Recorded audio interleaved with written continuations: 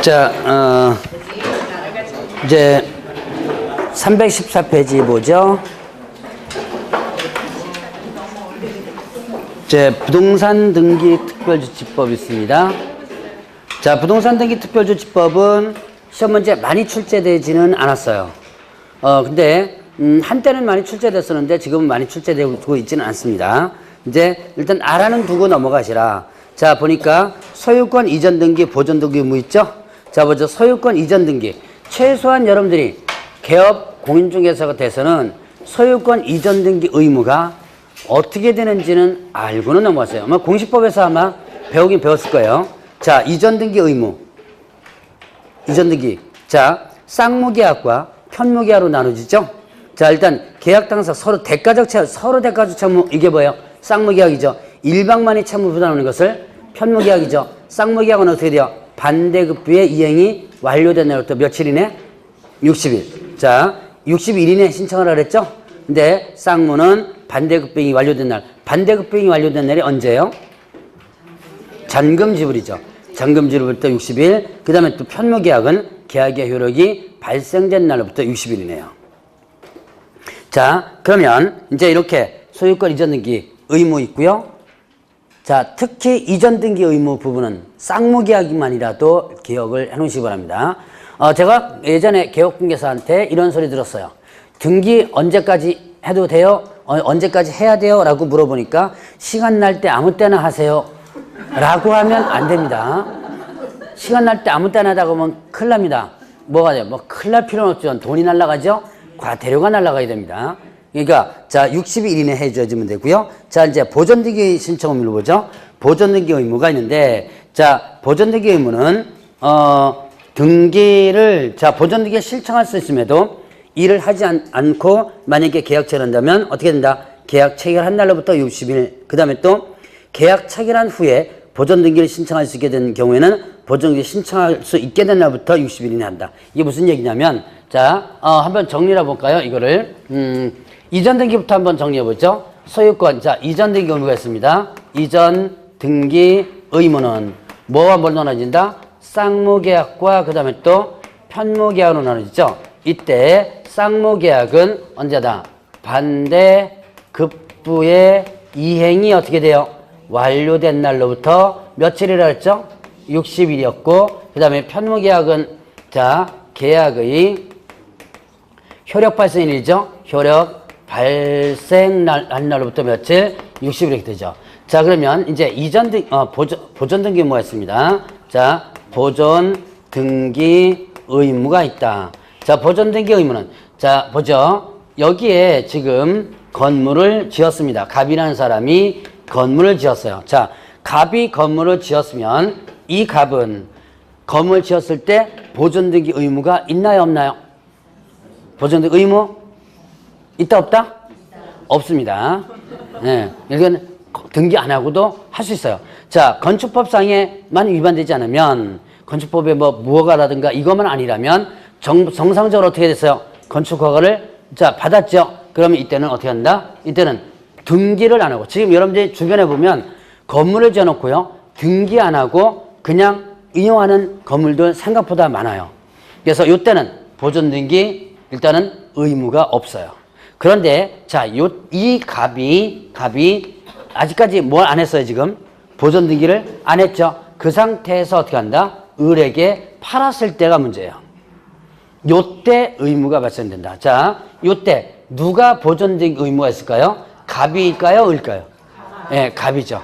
갑은 자기가 졌으니까 자기 명의로 뭐 하고 나서 보존 등기를 하고 나서 이건 뭐예요? 이전이죠. 이전 등기를 해줘야지만 되죠. 자, 그런데 이제 여기서 나오는 부분입니다. 여기에서 자, 등기가 가능함에도 자, 미등기 상태에서 제 3자에게 뭐 했다? 양도했다면 이때는 어떻게 하냐면 계약 체결일부터 계약 체결 일로부터 며칠이라고 했어요?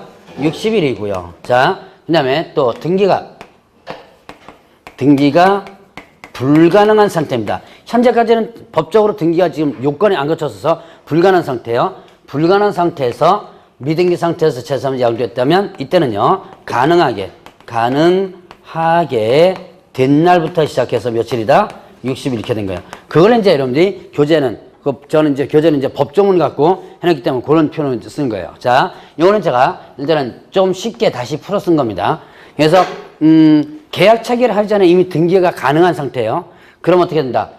그러면 계약 체결부터 며칠? 60일이네. 자, 그 다음에 또 아직까지 계약 체결할 당시에 등기 소유권 보존 등기 아직 하지 못할 상황입니다. 그럼 어떻게 한다?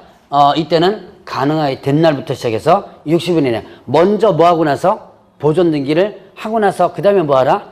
이전 등기를 하라 라는 하는 부분이에요. 그러니까 자, 을에게 보존 등기 하면 안 된다는 얘기죠. 자, 그런 얘기고요. 자, 그러면 이때 위반시 한번 볼까요? 위반시. 자, 위반시 잠깐 보겠습니다. 그 두 번째 줄에 밑줄 한번 쭉 가보세요. 좀 길어요. 지방세법 밑줄 쳐놓으시고요. 자, 두 번째 위반시 있죠? 지방세법 밑줄 쳐놓으시고 그 다음에 또 옆으로 가서 법 제11조 1항의 표준세율 거기다 밑줄 쳐놓으시고 법 제11조 1항의 표준세율 밑줄 쳐놓으시고 그 다음에 끝으로 가면 에서 있죠? 에서 그 다음 1첨분의 20을 뺀 세율 1첨분의 20을 뺀 세율 그 다음에 두 줄 내려갑니다. 의 5배 이하 5배 이하 곧 찾았어요? 네. 의 5배 이하 상대한 금액의 과태료 처한다. 그러니까 이걸 이제 일단 쭉 해서 일단 정리하면 지방세법의 법 11조 1항의 표준 세율에서 1첨분의 20을 뺀 세율의 5배 이하의 상대의 금액의 과태료 처한다 이렇게 됐습니다. 그러면 지방세법 제11조 1항의 표준 세율이 뭐냐? 바로 취득세예요. 취득세 표준 세율이 몇 프로예요?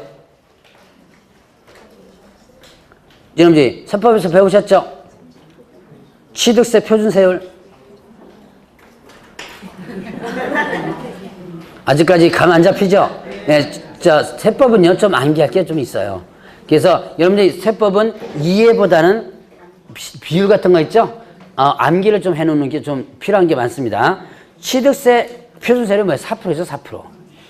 그 4%를 기준으로 해가지고, 자, 뭐, 농지라든가, 그 다음에 또 주택이라든가 여러 곳에서 비율이 조금씩 달라지죠? 자, 그럼 표준세율이 4%입니다. 4%에서 뭐를 뺀 세율이에요? 1첨분의 20. 자, 1첨분의 20이면 몇 프로예요? 2%죠? 4%에서 몇 프로를 뺀? 2%를 뺀 세율의 얼마? 5배의 과태료 이렇게 되죠. 복잡하죠? 그거 왜 이렇게 만들어놨냐? 간단하게 있었어요. 자, 여러분들 세법 시간에 한번 배웠을 겁니다. 원래 취득세가 뭐와 뭘로 나눠졌어요? 취득세하고 등록세. 그러니까 취득할 때는 취득세 2%와 등기할 때는 등록세 2%와 두 개가 합쳐진 거죠. 이게 아마 2010년도인가 11년도인가 합쳐졌는데 문제는 뭐냐면 그 이전까지는 이렇게 과태료를 60일이 안 하죠. 과태료가 아니고 등기를 60일이 안 하죠. 그러면 간단했었어요. 등록세 5배 이하의 과태료였었어요. 무슨 얘기인지 아시겠어요? 등록세 5배 이하의 과태료였는데 이게 어떻게 바뀐 거예요? 두 개가 지금 합쳐졌죠. 그러니까 등록세 2%에서 4%로 더 넘어가 버렸죠. 그러니까 어떻게 한다? 그 중에서 뭘 빼야 돼요? 2% 빼야죠. 그래서 2%를 뺀 거예요. 옛날에는 뭐다? 옛날에는 이렇게 60일이나 안 하면 등록세 5배 이하 과태료인데 근데 이게 등록세와 취득세가 합쳐지면서 4%가 돼버리니까 2%를 빼버려야죠. 그래서 이렇게 1첨분의 20이라는 좀 복잡한 얘기로 나온 거예요. 자, 이렇게, 그러니까 60일 이내 만약에 안 하면 어떻게 한다? 과태료가 부과된다. 라고 하는 거. 자, 그 다음에 또 미등기 전매 부분 들어갑니다. 중간 생략 등기 금지. 자, 이거는 법문은 제가 설명 안 하고 그냥 넘어가겠습니다. 시험 문제 나오지는 않은 부분이니까 위반했을 때만 보세요. 저는 이제 중간 생략 등기 금지된다는 것을 자, 아시죠? 중간 생략 등기 금지된다는 거. 요거 탈세 목적이나 전매차익을 얻을 목적으로 했다라고 한다면 자, 요때는 어떻게 된다? 그 옆에 그 315페이지 보세요. 위반시 어떻게 되죠? 3년 이하 징역 또는 1억 이하 벌금. 자, 조세포탈 또는 법령상 회피입니다. 즉 뭐예요? 탈세 목적이죠. 자, 그 다음에 또 전매차익을 얻을 목적으로 하는 거예요. 그럼 어떻게 된다? 3년 이하 징역 또는 뭐예요? 1억 이하의 벌금 이렇게 되죠. 자, 이렇게 그 다음에 또 거민 신청 의무 위반은 뭐가 되냐면 일단은 1년 이하 징역 또는 3천원 벌금인데 요거는 여러분들 기억 안 해도 좋으니까 위에 거는 꼭 기억해 놓으세요.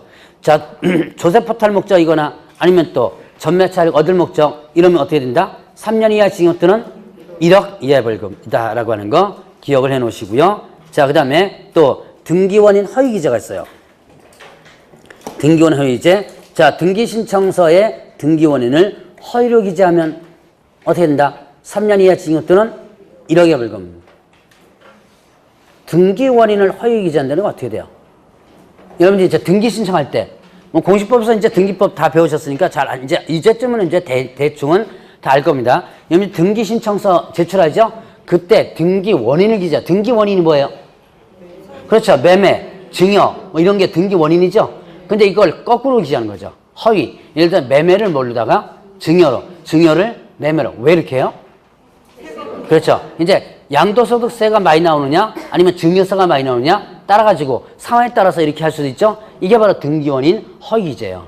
이렇게 등기원인에 대해서 허위기재했다 그러면 어떻게 된다? 3년 이하 징역 또는 1억 이하 벌금. 시험 문제가 나왔던 겁니다. 기억해놓고 넘어가셔야 돼요. 자, 그 다음에 또 거래계약서 거민신청 의무 있습니다. 이 거래계약서 거민신청 의무는 한때 시험 문제 상당히 잘 나왔었어요. 별표 치지 마세요. 벌써 별표 치려고 탁. 제가 앞에 뭐라 그랬죠? 네, 한때. 이게 이 조선만 끝까지 들어봐야 돼요. 자, 한때 시험 문제 잘 나왔다 그랬죠? 한때는요, 한 회당, 한때, 그거 뭡니까? 세 문제까지 나왔었어요. 몇 회였지? 옛날에 같은 경우는 13회 때인가는요, 세 문제까지 나왔었던 적이 있었습니다. 그런데 지금은 출제 빈도가 딱 줄어들었습니다. 왜 그러냐? 바로 2006년도에 부동산 거래신고 제도가 나오면서부터입니다.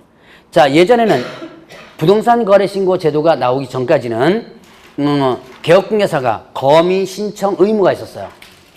자, 그래서 거기 보니까 뭐예요? 거기 보니까 계약을 원인으로 소유권 이전 등기 신청할 때, 계약을 원인으로 소유권 이전 등기 신청할 때 거민 시군구에서 거민 받으라고 그랬거든요. 그리고 개업공개사가 중개해 준다면 거민 신청 의무가 있었어요. 그런데 2006년도에 뭐가 나왔냐면 부동산 거래신고제도가 나옵니다. 이때 부동산 거래신고제도 나오면서부터 어떻게 돼요? 이제는 부동산 거래신고 필증 발급받으면 뭐 받은 것으로 본다? 거민 받은 것으로 본다. 들어보셨죠? 그러니까 일단은 거민 신청에서 확 줄어든 거죠. 그리고 신청 의무가 완전히 없었어요. 다만 개업공개사는 거민 신청 의무는 없습니다. 지금 현재. 다만 어떻게 한다? 거민을 신청할 수 있다. 신청할 수는 있어요. 의무는 없었지만. 자, 그러면 일단 알아는 두고 넘어가시라. 가끔씩 시험 문제 나옵니다. 최근 연도에 나온 게 24회 때가 최근 연도에 나온 거예요. 자, 그러면 거민 신청 의무. 계약을 원인으로 소유권 이전 등기 신청할 때 계약서에 거민 표시해가지고 시군구청장에 일단은 거민 신청인을 표시해가지고 시군구청장에 자 시군구청장에다가 거민 받습니다. 이때 읍면 동자에게 위임을 시켜줄 수 있어요. 그러면 이때 계약서에 필요적 기재사항이 있는데 이거 옛날에 거민제도 할 때는 이거 암기하라 그랬거든요. 지금 암기할 필요 없습니다. 당사자, 목적 부동산, 계약연월일, 대금의 지급일자는 지급원화상, 개업공개사 할 때 개업공개사도 일단 필요적 기재사항이고요. 계약의 조건인 기한이 있을 때 조건인 기한 이게 기재된 계약서를 가지고 가서 거민을 신청하는 거예요. 그러면 그 다음 페이지 보니까 자 이제 시험 문제 나왔던 게 이런 내용입니다. 거민 대상과 거민 대상이 아닌 거. 자 보죠. 거민 대상 교환 증여 거민 대상이에요. 그러니까 거민 대상 뭐래서 소유권 이전과 관련된 등기 신청할 때죠. 그러니까 이 소유권 이전 관련된 교환 증여 양도담보 공유물 분할 계약 명의시타 해지약정 가등기에겐 본등기. 자 가등기 자체는 거민 대상이 아닙니다. 그런데 가등기에 대한 뭐예요? 본등기에 대해서는 그다음 판결 이런 것들은 거민 대상이다. 그러면 거민 대상이 아닌 거 보죠. 일단 국가나 지자체에서 한다면 항상 면제되죠. 이거는요. 자 그다음에 또 토지거래허가 받았습니다. 신고 부동산 거래 신고 발급받았어요. 다 거민 대상이 아니다. 자 경매 공매 수용 상속 대상이 아니고요. 그다음에 또 취득 시효된 소유권 이전 등기 대상 아닙니다. 자 그다음에 각종 권리 설정이 있고요. 자 이제 임목광업재단 공장재단 한번 보세요. 임목광업재단 공장재단은 거민 대상이다 아니다? 일단 아니다. 그러면 임목광업재단 공장재단은 부동산 거래신고 대상이다 아니다? 부동산 거래 신고 대상 아니죠. 자, 여러분 부동산 거래 신고 대상은 부동산 등이라고 그랬죠. 부동산 등하면 뭐였죠? 토지, 건축물, 권리죠? 뭐였죠? 분양권과 입주권 이랬죠? 토지, 건축물, 그 다음에 권리. 요게 뭐가 된다? 부동산 거래 신고 대상이에요. 그러니까 임목 광업자 등 공정자들은 부동산 거래 신고 대상이 아니다. 그리고 또 뭐 대상도 아니다? 거민 대상도 아니다. 그래서 부동산 거래 신고 대상도 아니고 거민 대상도 아니다. 라고 하는 거 기억을 해 놓으시고요. 자, 그러면 이제 거민 신청 시 제출 서류가 있습니다. 계약서 원본에다가 4번 몇 통을 제출한다? 2통을 제출합니다.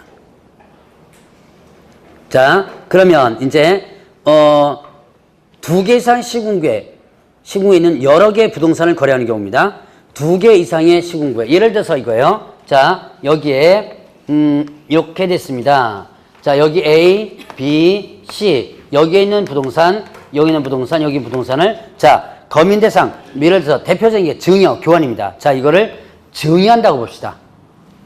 자, 내가 지금 A 지역의 땅, B 지역의 땅, C 지역의 땅 3개 있는데 3개를 증여를 해요. 내가 이거 너한테 줄게. 증여하는 거죠? 그럼 증여 계약서가 기재되겠죠? 그럼 계약서는 한 장짜리가 되겠죠? 한 장짜리인데, 자, 이제 이때 사본을 몇 부 갖고 가느냐면 부동산 소재지 숫자에 한 통을 더한 숫자를 갖고 갑니다. 부동산 소재지 숫자에 한 통을 더한 숫자. 그러면 사본 몇 부 갖고 가는 거예요? 지금 여기는요? 4부 갖고 가죠. 그러면 이때 거민 신청할 때는 여러 개잖아요. 다 갈 필요가 없고요. 그 중에서 한 군데만 가면 돼요. 한 군데 가서 거민 받을 수 있습니다. 자, 그러면 A 지역에서 받습니다. 그러면 A 지역에서 이제 원본에다가는 거민도장 찍어줘요. 찍어주고 그 다음에 4번을 접수받습니다. 접수받아가지고 여기 A 지역에서 A 시군구에서 하나 보관하고요. 하나 보관하면 이제 3부 남죠. 그러면 여기 세무서로 송부하는 거예요. 여러 시군구에 있을 때는 4번을 부동산 소재 숫자의 몇 부를 한 통을 더한 숫자 갖고 간다. 자, 그러면 거민 신청할 수 있는 자는 누구죠? 거민 절차 신청할 수 있는 자는 누구? 당사자정 1인 위임받은 자. 그 다음에 누구도 있어요? 개업 공인중개사도 있죠. 자, 그러면 형식적 심사를 한다 그럽니다. 형식적 심사다. 그래서 자, 형식적 요건의 구비임을 확인하고 즉 뭐냐면 필요적 기재사항, 아까 잠깐 외우지 말라 그랬죠? 필요적 기재사항이 기재되는지 여부만 확인하는 거예요. 거기 가격이 어떻게 되는지 실제로 그때 그렇게 이루어지는지는 검사 안 합니다. 자, 그러면 이제 이렇게 해서 거민을 일단은 합니다. 해가지고 한 분은 일단은 시군을 갖고 한 분은 어디로 송부한다 그랬죠? 세무서로 송부한다 이렇게 되죠. 자, 그러면 자, 이 거민을 시군구에서 하는데 어디에 위임시킬 수 있어요? 맨 밑에 어디에 위임시킬 수 있다? 읍면동장에게 위임시킬 수 있다. 그때 읍면동장에 위임하면 그 뜻을 지체 없이 관할 등기소장에게 뭐한다? 통지하라 그랬죠. 자, 대략 이 정도 거민과 관련되면 여러분들이 거민하면 그렇게 지금 실감이 나진 않을 거야 아마. 옛날에는 부동산 거래할 때 꼭 거민을 받아야지만 등기가 됐었어요. 그래서 만약에 지금 제가 거민에서 지금 설명을 하는데 이렇게 설명하는데도 감이 안 올 거예요. 혹시 여러분들 집에 계약서 가지고 있으면 최근 년에 금방 진 거 말고 한 10몇 년, 20년 전부터 매매가 계속 이루어진 게 있다면 여러분들 지금 계약서 갖고 있다면 그 전 것까지 다 이렇게 철돼 있는 거 혹시 보셨어요? 옛날 거부터 있다면 옛날 계약서까지 철돼 있을 거예요 아마. 그 이제 등기필증과 같이 연결돼 있죠? 그 철돼 있는 거 지금 거 말고 10몇 년 전까지 붙여보세요. 그러면 이렇게 길쭉한 도장이 하나, 파란 도장이 하나 있을 거예요. 부동산 등기 특별조치법 제1조에 의해서 거민함해가지고 이렇게 뭐 시군구 도장지가 나온 게 있어요. 그게 거민 도장입니다. 그래서 혹시 있으면 한번 나중에 집에 가서 들춰보시기 바랍니다. 들춰볼 시간도 없죠? 들춰볼 시간도 없을 거야 아마. 공부해야 되니까. 자, 그러면 이제 주택임대처보호법 보겠습니다. 자, 이제는 주택임대처보호법과 오늘 이제 상가건물 임대처법을 배울 텐데, 자, 주임법, 상위법은 여러분들이 어디서도 배워요? 네, 민법에서 배우죠? 한번 한번 공부했었죠? 1, 2월 달에 한번 잠깐 공부를 했었을 겁니다. 자, 주택임대차보호법의 이 주택임대차보호법은 제가 민법에서도 한번 공부했었죠. 민법에서도 공부했고, 그 다음에 또 이제 이 중개실무에서 잠깐 한번 공부했을 겁니다. 아마 처음 들으신 분도 아마 있을 거예요. 자, 주택임대차보호법은 이거는 누구를 위한 법이에요, 이거는? 임차인을 위한 법이죠. 그래서 자, 주택임대차보호법이 처음으로 만들어질 때는 집 없는 서민을 위한 법이라고 그랬어요. 집 없는 서민을 위한 법이다. 자, 그래서 그 집 없는 서민이 결국 뭐예요? 임차인이죠. 자, 그래서 임차인에게 불리한 약정은 어떻게 된다? 무효다. 편면적 강요 규정입니다. 자, 임차인에게 불리한 약정은 무효다. 자, 그래서 주택임대차보험 또 어디엔 적용 안 돼요? 일단은 일시사용 임대차, 소위 말하는 가세라 그랬죠. 왜? 그래서 일시사용 임대차 적용 안 된다 그랬습니다. 자, 그리고 또 적용 안 되는 부분이 뭐 있었어요? 법인 적용 안 된다 그랬죠. 그래서 일단 법인에 대해서는 두 가지로 갈라지죠. 적용이 안 되는 분다. 원칙은 적용 안 되죠. 자, 요거 원칙은 어떻게 된다? 원칙은 적용되지 않는다.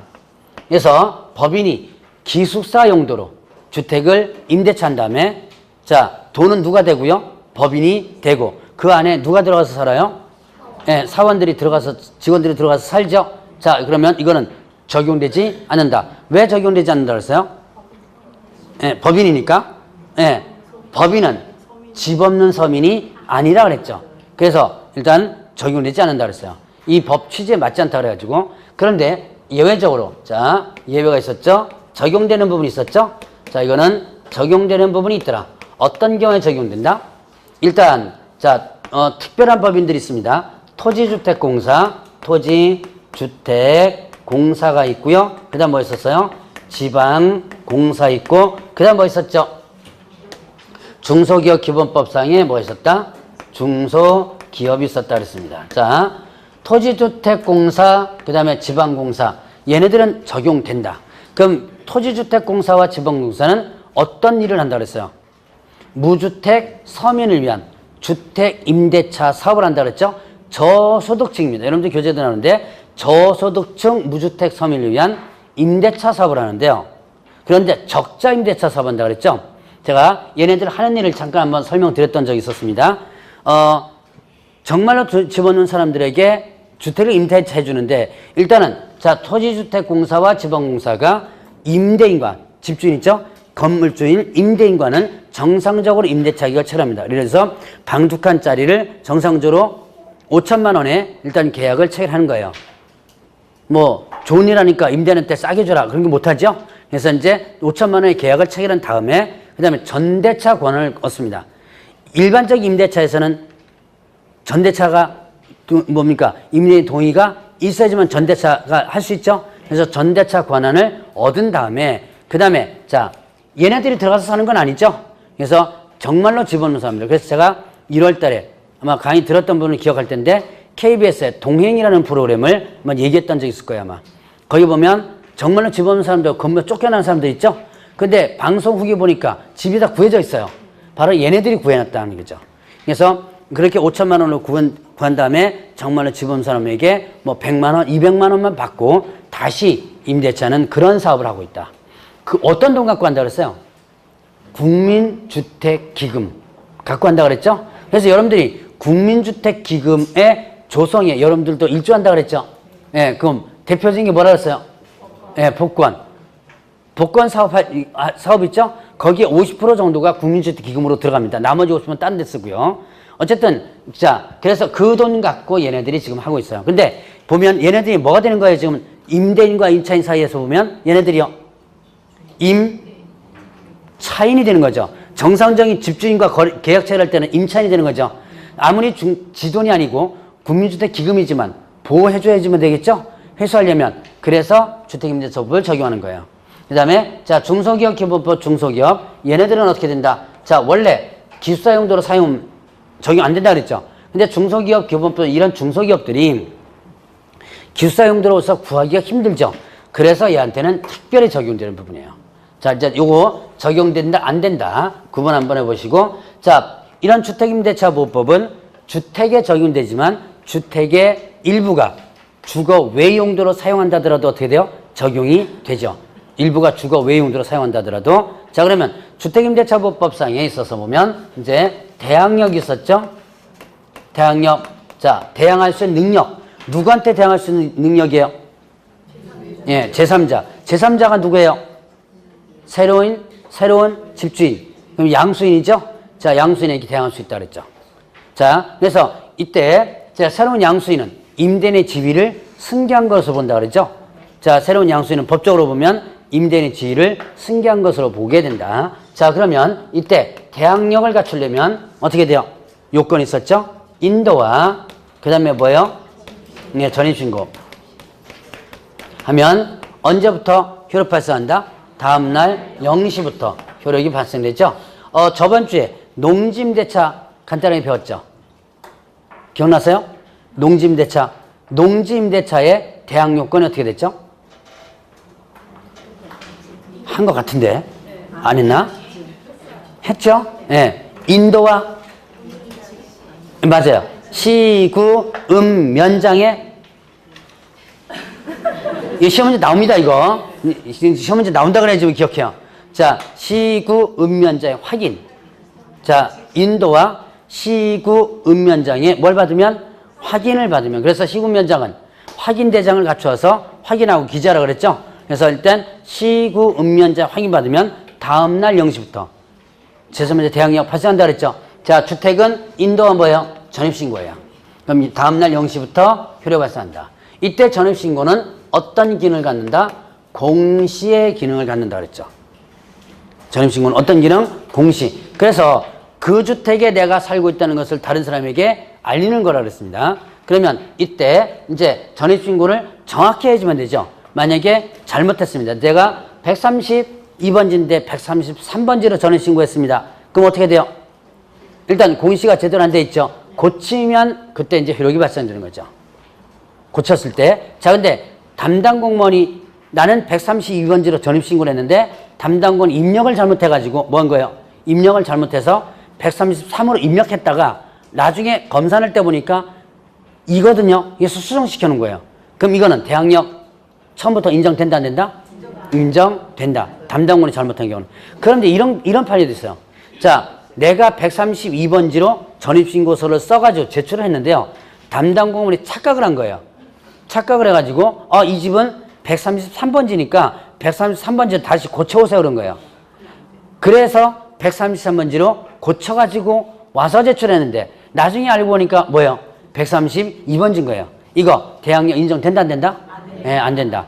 이건 내가 직접 제출한 거죠. 그래서 이거는 되지 않는다라고 했었죠. 자, 그 다음에 자, 이런 전입신고는 가족 것도 가능하죠? 가족 것도 가능해요. 내가 빠지고 임차인 나이가 빠지고 가족 것만 있는 것도 일단 되고요. 그 다음에 임대차 계약은 부모가 체결하고 전입신고는 자, 미성년자인 자녀가 와서 들어와서 살고 있습니다. 이거 대항력 인정된다 안 된다? 임대차 계약은 누가 체결한 게 일단 부모가 부모가 체결하고요. 거기 들어와서 사는 사람 누구예요?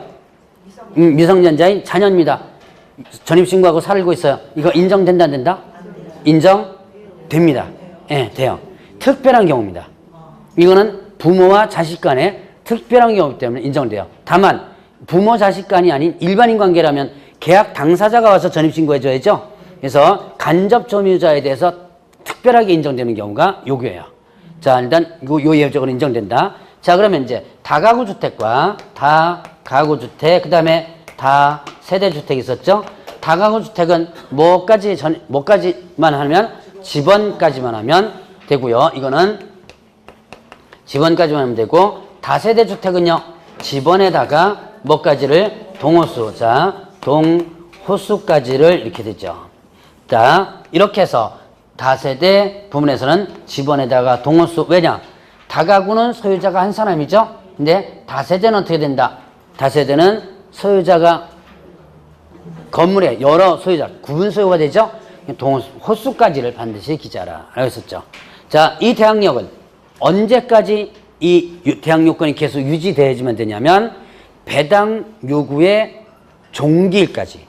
자, 다시 한번 요거는 자주 문제 나오는 거예요. 이 대항 요건은 언제까지 계속 유지된다? 배당 요구에, 자, 경매가 됐을 때 배당 요구의 종기일까지는 유지되고 있어야지만 돼요. 자, 그러면 이제 대략 전입신고와 관련된 대항력 관련된 부분 한번 설명드렸고, 자, 그러면 이제 확정일자를 보죠. 자, 확정일자 요거는 확정일자에 의한 우선 변제라 그러는데요. 자, 확정일자 인행의 우선 변제. 확정일자를 받으면, 여러분, 확정일자라는 것은 그때 그 계약이 그 금액으로 있었다는 것을 어떻게 돼요? 증명하는 것으로서 확정일자는 계약서 원본에다 찍어줍니다. 어디서 찍어줘요? 부여기관. 확정일자 부여기관 어떻게 되죠? 확정일자 부여기관, 예, 동사무소가 주민센터죠? 예, 그거 왜 동사무소를 왜 주민센터를 바꿨냐? 저는 그거 불만이에요. 그거 굳이 뭐 영어로 다 바꿀 필요가 없는데, 어쨌든 동사무소라든가 그냥 법원 등기소에도 있죠. 자, 그다음에 또 뭡니까, 공증사무소라든가 요즘은 시군 법원에서도 일단 찍어줍니다. 지방법원이나 시군 법원에서 찍어줘요. 부여기관이 여러 개 있죠. 여기서 확정일자를 받으면, 자, 확정일자를 받는 순간에 어떻게 한다? 후순위 권리자의 우선해서 이렇게 됩니다. 자, 그래서 후순위 권리자의 어떻게 한다? 우선하여 변제를 받는다. 변제가 뭐예요? 변제가 받는 거죠. 언제 이렇게 돈을 받는 거예요? 경매나 공매 시에. 경매나, 자, 일단 공매는 압류부동산 공매고요. 일단 경매만 한번 보죠. 자, 경매 시에, 자, 내가 여기에 갑, 을, 병, 정, 여러 임차인들이 있습니다. 자, 여기 이제 권리자들이 여러 권리자들이 있죠. 자, 그러면 경매 시에 예를 들어서 1억에 물건이 팔렸다면 1억을 가지고 갑을 병정에 공평하게 나눠주는 게 아니라 그랬죠. 나눠줄 때 어떻게 나눠준다? 순위를 확정시켜 놓고 나서 순위대로 나눠줘요. 그리고 순위대로 나눠주고 나서 순위가 없는 사람들은 동순위 해가지고 일단 공평하게 나눠주는데, 일단 순위를 갖다가 일단 확정시킵니다. 자, 그러면 갑이 가장 먼저 들어와서 확정일자 받았던 뭐예요? 얘가 1순위가 되는 거고, 두 번째 얘가 들어와서 어떤 얘가 갑보다는 밀리지만 병정보다는 앞서 있죠. 자, 얘도 확정일자 받았다면 갑을보다는 밀리지만 누구보다는 정보다는 앞서 있죠. 이렇게 순위가 이렇게 확정되는데, 그 순위대로 갈라주는 게 일단은 뭐다? 일단 변제예요. 그래서 먼저 변제 준다는 얘기죠. 누구보다? 나보다 뒷사람보다, 뒷순위보다 먼저 변제 준다. 자, 그러니까 이거는 확정일자를 받으면 어떤 능력이 있다? 순위 확정력이 있다 그랬죠? 순위 확정력이 있다. 자, 여러분들 순위가 확정되는 건요, 어디에서 주로 많이 나와요? 순위를 순위가 확정되는 것은 물건에서 순위가 확정되죠. 저당권, 전세권, 이게 다 뭐예요? 순위가 확정되죠? 그럼 여기 또 확정일자 받으면 순위가 확정되니까, 그럼 확정일자 받으면 이게 확정일자가, 자, 임대차는 채권이에요, 물건이에요? 채권이죠. 근데 확정일자 받았다. 순위가 확정된다. 그럼 얘가 물건으로 돌아서는 거냐? 그건 아니에요. 뭐만 인정되는 거예요? 순위만 확정될 뿐, 이 자체가 물건으로서 전환되는 것은 아닙니다. 그렇기 때문에 확정일자 받았다고 해서 전전세권이나 아니면 이걸로 직접 경매를 신청할 수 있는 권한은 없어요. 자, 그러면 이렇게 순위가 확정되는 능력밖에 없다. 그럼 확정일자는 언제부터 발생한다? 그날부터 발생하죠. 확정일자는 확정일자 받으면 그날부터 발생하는데, 다만 이때 확정일자는 반드시 뭐가 있어야 된다? 대항력. 자, 이거는 대항력을 갖고 있어주면 된다. 자, 대항력이 있어주면 되고요. 대항력이 없다면 확정일자 효력 있다 없다? 없다. 반드시 뭐가 있어야 돼요? 대항력 있어주면 되죠. 자, 그러면 보죠. 오늘 며칠이에요? 4월 20일인가요? 자, 4월 20일 날, 자, 인도가 그 다음에 또 전입신고를 했죠. 근데 그날 전입신고 동사무소 하면서 뭐까지를? 확정일자까지를 받았습니다. 그러면 확정일자 효력은 언제부터 발생한다? 네, 다음날 21일 0시부터 발생하죠. 왜 확정일자 효력이 20일 0시부터 발생한다? 대항력이 21일 0시부터 발생하죠. 그러니까 확정일자 효력도 그날부터 발생하는 거예요. 그러면 이렇게 되보죠. 자, 20일 날 인도와 전입신고를 했는데 21일 날 다음 날 뭐 했다? 확정일자를 받았습니다. 계약서를 미처 갖고 오지 못해가지고 다음 날 21일 날 확정일자를 받았어요. 그럼 확정일자 효력은 언제부터 발생한다? 22일이에요? 1일이에요? 1이죠, 1. 그날부터 발생하죠. 1. 그날부터. 그날부터. 이건 또 왜 그날부터예요? 대항력이 0시부터 발생되어 있죠. 그럼 대항력이 있는 상태라면 찍는 순간부터 발생하는 거예요. 자, 그래서 이거는 그날부터 발생한다. 자, 그러면 이제 이렇게 두 가지로 여러분들이 구분을 해보시고, 요거는 다음 주에 또 할 겁니다. 다음 주에는 요거 갖고 뭐와 뭐를 비교할 거냐면 확정일자와 저당권을 비교할 거예요. 그래서 요거는 확정일자와 저당권 비교 순위를 따지는 기초 부분입니다. 그렇기 때문에 요거는 여러분들 한번 기억을 해보시고, 자, 확정일자는 대략 요 정도까지. 자, 그러면 확정일자는요, 공시의 기능을 가질까요? 안 가질까요? 확정일자는 공시의 기능이 없다. 자, 공시 기능이 있다 그랬어요? 없다 그랬어요? 없다 그랬죠? 제가 금방 얘기했죠? 그럼 확정일자 받은 계약서에 동호수가 누락됐어요? 지번이 잘못 기재됐어요? 확정일자 받은 계약서에 동호수가 누락됐거나 다세대 아니면 지번이 잘못 기재됐습니다. 이거 확정일자 효력 있을까요? 없을까요? 확정일자 효력 있습니다. 자, 제가 금방 뭐라 그랬죠? 어떤 기능이 없다? 공시 기능이 없다 그랬죠? 그러니까 동호수가 누락되었거나 해도 효력은 있어요. 뭐만 정확히만 하면 전입신고만 정확하게 한다면, 그러면 확정일자의 계약서에 잘못됐다 하더라도 일단은 확정일자 효력은 그대로 인정됩니다. 자, 그러면 이제 대항력과 확정일자와 관계를 한번 봤고, 그러면 이제 우선 변제와 관련된 부분을 보겠는데, 여기 327페이지 잠깐 보세요. 우선 변제권 승계 관련된 부분 한번 보죠. 자, 여러분들 교재 보면 일단은 우선 변제권 승계 있죠? 자, 우선 변제권 승계, 금융기관 등이 우선 변제권을 취득한 임차인의 보증받은 채권을 양수한 경우에는 양수한 금액 범위에서 우선 변제권을 뭐 한다? 승계한다 그랬어요. 자, 그러면 이게 뭐냐? 보증금, 전세보증금에 대한 대출 문제 나오죠? 321페이지예요.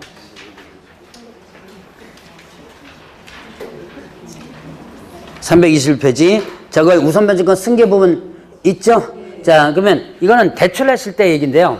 자, 내가 1억에 보증금으로 주택임대차입니다. 근데 내 돈 다 1억이 아니라 6천만 원 내 돈이고요. 그 다음에 4천만 원은 뭐 해가지고 대출받아가지고 전세 들어간 거예요. 임대차 들어갔는데, 자, 이게 만약에 경매가 들어갑니다. 주택이. 그러면 1억을 일단은요, 다 누구한테 주냐면 나중에 이제 배당해 주죠? 배당 줄 때 임차인한테 다 주는 거예요. 네, 경매가 들어와서 배당해 줄 때 임차인한테 다 주면 임차인은 이게 다 내 돈이 아니죠? 4천만 원 은행에다 갚아야 되는데 갚지 않고 딴 데 써버리거나 딴 데 임대차를 또 해보 보증금 휙 줘버립니다. 그럼 금융기관은 이걸 4천만 원 회수해야 되는데 회수하기가 힘들죠? 그래서 나온 제도가 이 제도예요. 그래서 자, 4천만 원 뭐 할 때 대출해 줄 때 우선변제권 승계 규정을 일단은 만약에 경매에 들어가면 이거 4천만 원은 내가 먼저 변제받겠다. 내가 변제받겠다라고 양도 계약서 쓰는 거예요. 자, 이렇게 해서 만약에 이제 계약서 썼다면, 자, 만약에 이 주택이 경매 들어가죠. 이때 은행에서는 어떻게 돼요? 은행에서는 4천만 원에서 우선 변제권 승계 서류를 제출하면 법원에서는 어떻게 한다? 1억을 임차인에 다 주는 게 아니라 6천만 원만 임차인에 주고 4천만 원은 누구한테 주는 거예요? 네, 은행에다 주는 거죠. 뭐 이런 내용이 요 내용입니다. 자, 그러면 이때 이런 우선 변제권을 행사할 수 없는 경우가 있어요. 자, 대항 요건을 상실했다. 그럼 우선 변제권 행사할 수 없고, 그 다음에 임차권 등기가 말소됐다라고 한다면 어떻게 한다? 이러면 우선 변제권을 행사할 수. 자, 대항 요건 없어졌거나 임차권 등기가 뭐가 됐거나 말소됐거나 그러면 일단은 우선 변제권 행사할 수 없고요. 다음에 금융기관 등은 우선 변제권을 행사하기 위하여 임차인을 대리하거나 대위하여 임대차를 해지할 수 없다. 자, 금융기관 등이 우선 변제권 먼저 받기 위해서 임대차 계약을 해지할 수 없고요. 그 다음에 임차권 등기 명령 신청은 대신해서 할 수 있어요. 자, 누가 대신해서? 금융기관이 대신해서 뭘 할 수 있다? 임차권 등기 명령 신청할 수 있다. 자, 그러면 이제 소액 임차인 보호 부분죠. 자, 소액 보증금의 우선 변제 혹은 또 소액 임차인 우선 변제 부분 나오는데요. 자, 여기에 보니까 소액 임차인 혹은 또 소액 보증금이라고도 표현합니다. 우선 변제를 보죠. 여기다는 우선 변제가 있습니다. 자, 그러면 소액 임차인 혹은 소액 보증 우선 변제, 이거는 소위 말해서 경매 실무 용어로 보면 최우선 변제라고도 합니다. 자, 일정 규모 이하의 보증금에는 일정 금액을 가장 먼저 변제해 주는 거예요. 가장 먼저. 자, 그러니까 가장 먼저 주는 거니까 선후순위 분하고 순위를 따지지 않고 가장 먼저 변제해 주는 거 보니까 최우선 변제로 표현하는데요. 최우선 변제로 일단 기억하지 마시고 소액 임차인 혹은 소액 보증 우선 변제라고 기억하라고 그랬죠. 자, 주택임대차 상가도 마찬가지예요. 우선 변제라는 용어가 두 가지 나옵니다. 확정일자 우선 변제와 그 다음에 또 소액 임차인 우선 변제. 우선 변제가 두 가지가 나와요. 최우선 변제는 법률 용어가 아니라고 그랬죠. 경매 실무 용어입니다. 그 때문에 이렇게 일단 기억하고요. 자, 그러면 소액 임차인 우선 변제 받기 위해서는 반드시 뭘 써야 된다? 대항력 갖춰야지면 된다. 그 다음에 또 확정일자는요. 확정일자는 없어도 됩니다. 뭐만 갖추고 있다면? 대항력을 갖추고 있다면 확정일자는 없어도 돼요. 그러면 이제 지역 보죠. 서울, 그 다음에 과밀, 그리고 광역, 그 다음에 어떻게 돼요? 그 밖의 지역 이렇게 되죠. 자, 다시 한번 지역, 서울, 과밀, 수도권 정비계획법상의 과밀역제 권역이죠. 수도권 정비계획법상의 과밀역제 권역 하면, 자, 여기에 인천 일단 들어가고 서울도 들어가요. 자, 수도권 정비계획법상 과밀역제 권역은 서울 들어가고 인천도 들어가는데, 자, 서울은 이미 별도로 빠져나와 있죠. 그러니까 여기는 일단 여러분들이 인천 들어가고요. 자, 수원이라든가 뭐 이런 데 쭉 몇 군데 있습니다. 성남, 그 다음에 고양시, 의정부 쭉 들어가요. 자, 과밀역제 권역, 이제 요거, 수도권 중심으로만 여러분들이 일단 기억하면 되겠고, 자, 그 다음에 광역시. 그럼 광역시에는 뭐가 빠질까요? 과밀역제 권역에 포함된 인천광역시 빠지죠. 인천광역시가 일부분이 과밀역제 권역에서 빠진 지역이거든요. 근데 이제 실무상에서는 여러분들 나중에 인천 들어가서 중개를 해주려면 그 빠진 부분을 또 체크를 해줘야 되는데, 근데 공부할 때는 그냥 인천광역시 여기 들어간다고 생각하시면 돼요. 자, 이제 광역시에는 인천 빠지고, 그 다음에 광역시에 포함된 군 지역 있죠. 자, 인천광역시에 군이 있어요. 뭐 있었죠? 네, 강화군하고 옹진군 있죠. 강화군, 옹진군은 그러면 어디로 들어간다? 그 밖의 지역으로 들어가요. 자, 그러면 이제 서울. 얼마 이하 얼마? 얼마 이하? 자, 1억 이하의 보증금에 1억 이하 보증금 얼마를요?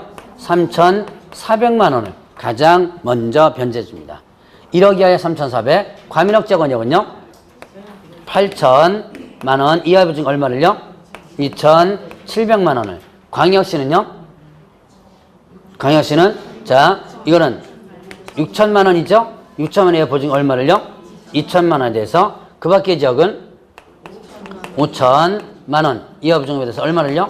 1,700만 원을 가장 먼저 변제해준다. 자, 다시 한번 서울은 얼마?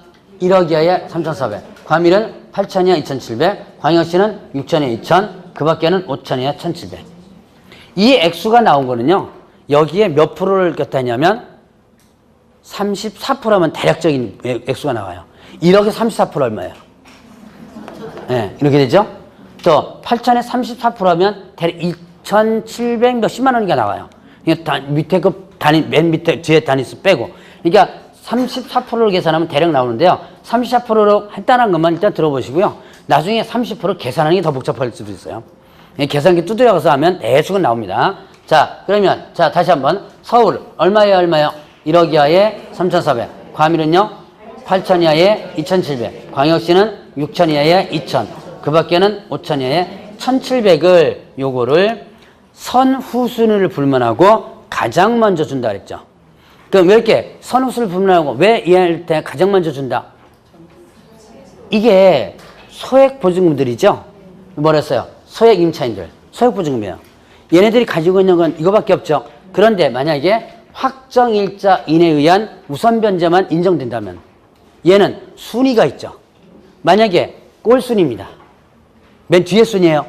순위대로 잘라먹다 보면 한 푼도 못 받은 경우가 있죠. 근데 얘네들이 만약에 한 푼도 못 받았다 그러면 어떻게 돼요? 네, 서울역 가야죠. 네, 서울역이 너무 멀면 어떻게 돼요? 네, 다리 밑으로 가야죠. 네, 너무 서울역까지 가기가 너무 멀면 다리 밑으로 가야 돼요. 자, 그래서 어떻게 된다?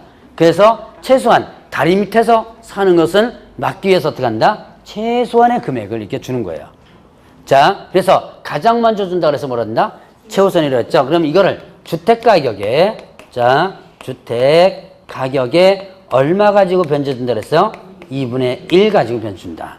왜 주택가 2분의 1 가지고 변제도로 만들었느냐? 이거는 저당권자, 다른 담보물권자를 위해서요. 자, 예를 들어서 1억에 팔렸는데 최우선으로, 즉 소액우선 변제 금액이 8천만 원이더라. 이렇게 되면 어떻게 돼요? 자, 이 8천만 원을 다 주고 나면 다른 권리자가 받아갈 돈이 없죠. 그러니까 여기에 반인 5천만 원 갖고 8천만 원을 나눠주는 거예요. 다 못 받죠? 그러니까 일단 이때는 배분 들어간다라고 했었죠. 안분 배분이라고 합니다. 자, 그러면 이제 여기서 보면 요 액수도 중요하지만 또 하나 더 중요한 게 있어요. 일단 요 액수는 시험용이니까 꼭 여러분들이 지금 기억해놔야 돼요. 그리고 서울과 그 밖의 지역은 시행 날짜가 자, 여러분들 교재 한번 보세요. 거기 보니까 표로 한번 나와 있죠? 자, 서울과 요거는 2016년 3월 31일부터 시행되는 것이고, 과밀과 광역시는 어떻게 된다? 요때는요, 2014년 1월 1일부터 시행되는 거예요. 시행되는 날짜가 중요한 이유. 저당권이 언제 설정되느냐가 상당히 중요하다고 그랬죠? 저당권 설정 시점에 뭐다? 보증 우선 변제 금액이 적용된다. 이건 저당권을 보호하기 위해서요. 예를 들어서 자, 현재 오늘 임대차 계약처를 합니다. 오늘 임대차 계약처를 하는데 자, 서울이라 치고요.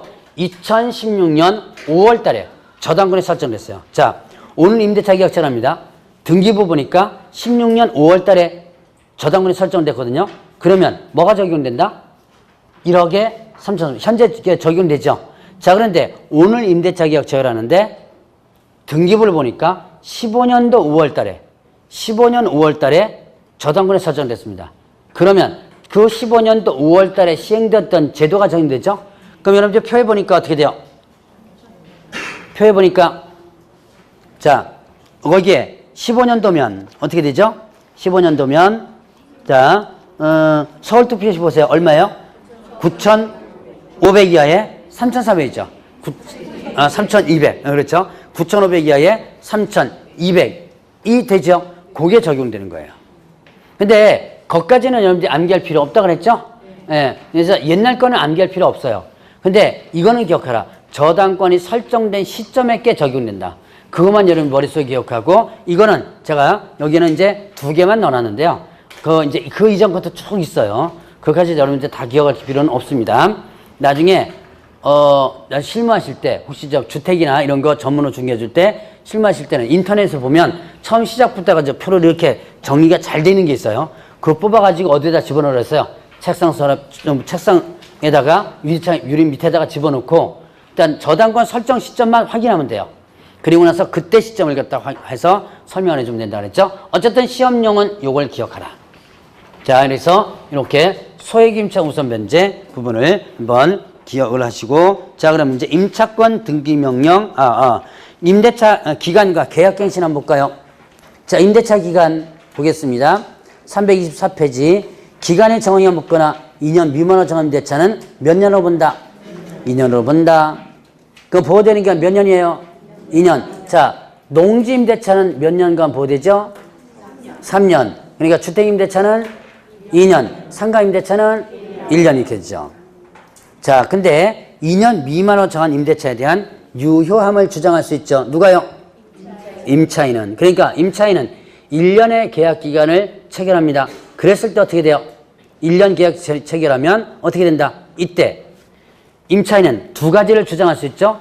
1년을 주장할 수도 있고 그 다음에 어떻게 돼요? 2년. 예, 2년을 주장할 수 있다. 다만 임대인은요 1년 주장할 수 없죠. 예, 저 배우되는 기간 2년 기억해 놓고 자, 그 다음에 계약의 해지와 묵시적 갱신. 자, 계약 해지 통보할 수 있습니다. 임대인은 계약기간 만료 언제부터 언제 사이?